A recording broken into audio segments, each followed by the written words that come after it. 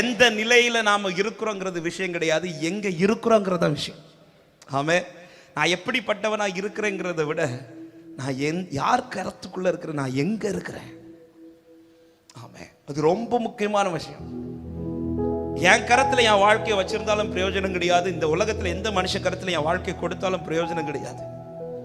என் நிலையை மாத்தி எனக்கு ஒரு மேன்மை உண்டு பண்ண வைக்கணும்னா நான் ஒரே ஒருத்தர் கரத்துல மட்டும்தான் இருக்கணும்.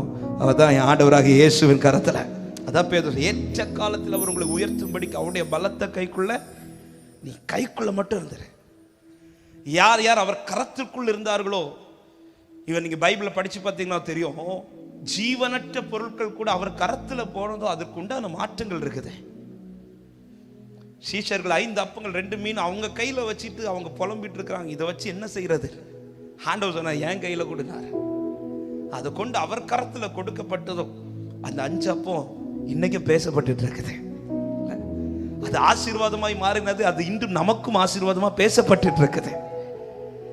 திராட்சை ரசம் குறைஞ்சு காண ஒரு கல்யாண வீட்டில் என்ன செய்யணும்னு தெரியல, வெளியே பாத்திரத்தில் உள்ள வச்சிருக்கிறாங்க. திராட்சை ரசம் இல்லைன்னு இப்போ வருது. ஆண்டவர் வெளியில் இருக்க கச்சாடியை பார்த்து, நீங்கள் வெளியில் தூக்கி வச்சிருக்கலாம், அந்த கச்சாடி என்கிட்ட கொண்டு வாங்க, உள்ள கொண்டு வாங்க. இப்போ இயேசு பக்கத்தில் வந்து இயேசு அதை கரத்துக்குள்ள எடுக்கிறார். அதில் என்னெல்லாம் செய்யணுமோ அவர் செய்ய துவங்குகிறார். அந்த பாத்திரத்தை குறித்து வேதம் சொல்லுகிறது, அங்கே கர்த்தர் தமது மகிமையை வெளிப்படுத்தினார். ஒரு ஜீவனற்ற பொருளே அவர் கரத்துல போனதும் மகிமையாய் மாறுமானா, என்னிலே ஜீவனை தந்தவர், எனக்கு ஜீவ சுவாசத்தை ஊற்றினவர், என் வாழ்க்கை அவர் கரத்தில் இருக்குமானா என் வாழ்க்கை மாறும்னு விசுவாசிக்கிறவங்க கரங்களை தட்டி ஆண்டவருக்கு நன்றி செலுத்துக பார்க்கணும்.